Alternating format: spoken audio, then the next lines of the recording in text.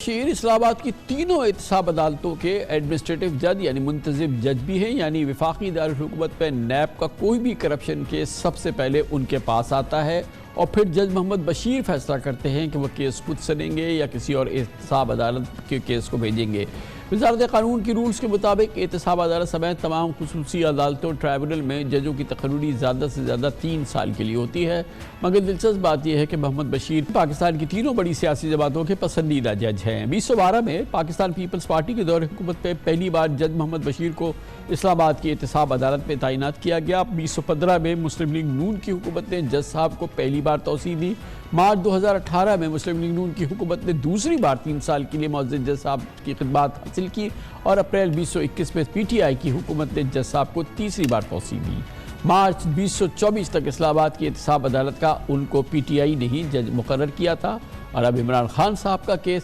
جج محمد بشیر کی عدالت میں پہنچ چکا ہے۔ بہت ہی دلچسپ موضوع پر بات کرنے کے لیے ہمارے ساتھ موجود ہے جج محمد بشیر صاحب کے اس پورے کیریئر کو بہت کلوزلی فالو کیا، اس کو آبزرو کیا، اس کو رپورٹ کیا۔ ہمارے نمائندے خصوصی اسلام آباد میں اور سینئر کورسپونڈنٹ عامر سعید عباسی ہمارے ساتھ موجود ہیں۔ بہت بہت شکریہ بھائی صاحب۔ پہلے تو یہ سمجھائیے گا کہ احتساب عدالت یہ جو نیب کورٹس ہیں ان کی تعیناتی کون کرتا ہے اور اسلام آباد میں یہ کس کی ذمہ داری ہے، کون سلیکٹ کرتا ہے کہ کون ان عدالتوں میں ججز بنے؟ کامن صاحب، جو پروسیس ہے وہ یہ ہے کہ chief justice of the concerned high court Islamabad high court ہے یہاں پر، اور اس کے جو چیف جسٹس ہیں وہ پینل بھیجتے ہیں وزارت قانون کو، اور پھر وزارت قانون اس پینل میں سے فائنل کرتی ہے اور وہ پھر حتمی منظوری کے لیے صدر پاکستان کے پاس یہ کیس بھیجتی ہے اور صدر پاکستان باقاعدہ منظوری دیتے ہیں، لیکن اس میں وفاقی کابینہ کی بھی منظوری لی جاتی ہے اب، اور وفاقی کابینہ کی منظوری کے بعد صدر پاکستان حتمی منظوری دیں تو کسی بھی جج کا تقرر کیا جاتا ہے احتساب عدالت میں۔ اور جو احتساب عدالت نمبر 1 کے جج ہیں محمد بشیر، میں پہلے روز سے ان کی عدالت کو کور کر رہا تھا سال 2012 سے، اور جس شخص نے بھی اور جس حکومت نے بھی ان کی تقرری کی وہ بطور ملزم ان کی عدالت میں ضرور پیش ہوتا رہا۔ پہلے یوسف رضا گیلانی نے سب سے پہلے ان کی تقرری کی، وہ بھی ان کی عدالت میں بطور ملزم پیش ہوتے رہے۔ اس کے بعد نواز شریف نے دوسری مرتبہ ان کی تقرری کی اور ایکسٹینشن دی، وہ بھی بطور ملزم پیش ہوئے۔ تیسری مرتبہ شاہد خاقان عباسی نے ان کی منظوری دی اور تقرری کی، وہ بھی بطور ملزم پیش ہوتے رہے، اور اب چوتھی مرتبہ ان کی جو تقرری تھی وہ وزیر اعظم عمران خان نے کی تھی، اور اب عمران خان بھی بطور ملزم ان کی عدالت میں پیش ہو رہے ہیں۔ بہت ہی طویل کیریئر رہا ان کا اسلام آباد میں۔ عام طور پہ قانون میں صرف 1 مرتبہ کی تقرری کا ذکر ہے، لیکن کچھ ایسے حالات رہے کہ جج محمد بشیر ہی بار بار یہاں پر ایکسٹینشنز لیتے رہے، چار مرتبہ یہ ریکارڈ ہے۔ تو یہ ہوتا کیا ہے؟ مجھے بھائی صاحب یہ بتائیے کہ یہ ری اپوائنٹمنٹ ہوتا ہے، نیا کانٹریکٹ آفر کیا جاتا ہے، یہ کیا ہوتا ہے؟ مختصراً یہ بتائیے پہلے۔ کامل صاحب، ری اپوائنٹمنٹ ہے یہ، کیونکہ 1 مرتبہ جب سیشن جج کسی کی بھی تقرری کی جاتی ہے وہ 3 سال کے لیے ہوتی ہے، لیکن جج محمد بشیر صاحب وہ واحد سیشن جج ہیں جن کی بار بار سمری آتی رہی اور بار بار ان کو ہی تقرر کیا جاتا رہا۔ اور اچھا، اب یہ 4 بار تقرری ہوئی ہے جج محمد بشیر کی، آئی ایم 100% شیور کہ پاکستان میں اور کوئی ایسی مثال نہیں ہوگی کہ 4 بار ان کی تعیناتی ہو۔ اچھا، 4 بار میں سب سے امپورٹنٹ بات یہ ہے کہ ہر بار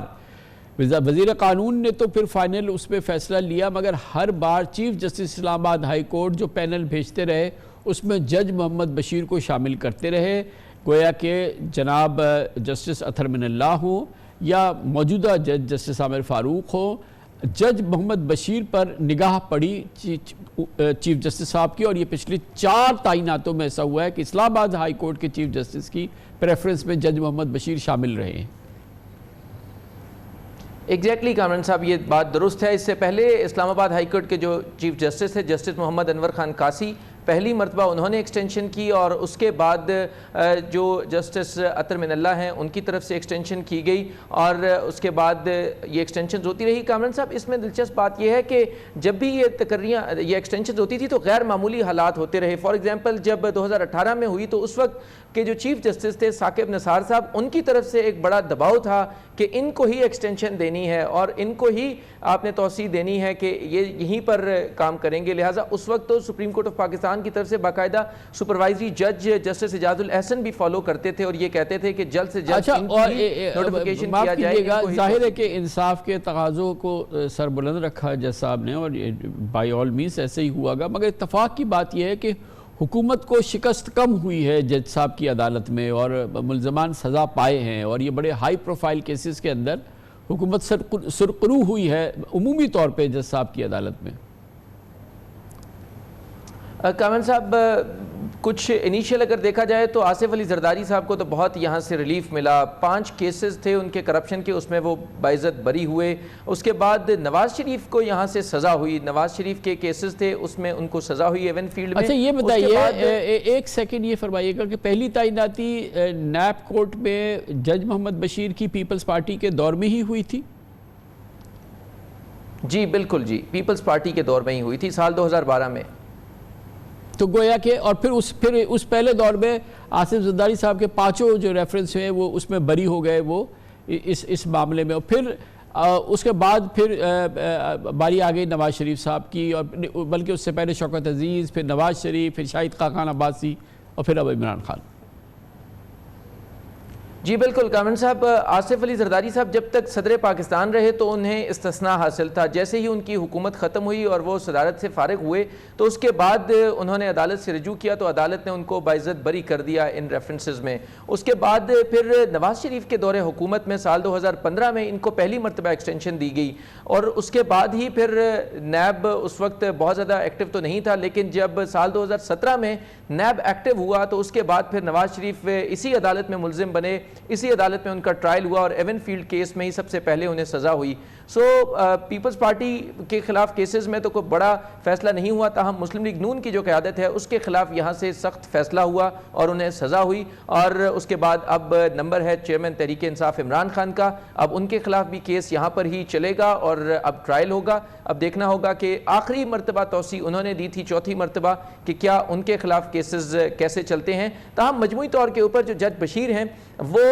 جو ایک نیشنل انوائرمنٹ ہوتا ہے اس کے مطابق ہی چلتے ہیں. فار ایگزامپل انہوں نے اسحاق ڈار صاحب کے خلاف انیشیلی بہت سخت آرڈرز کیے, جب وہ واپس آ گئے تو انہیں مکمل ریلیف دیا گیا. سو جج بشیر صاحب کا جو انداز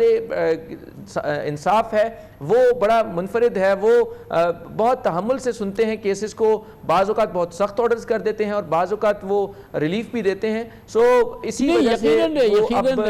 عامر سید بھائی صاحب کے انتہائی غیر معمولی شخصیت ہوں گے, غیر معمولی ان کی صلاحیتیں ہیں, غیر معمولی ان کا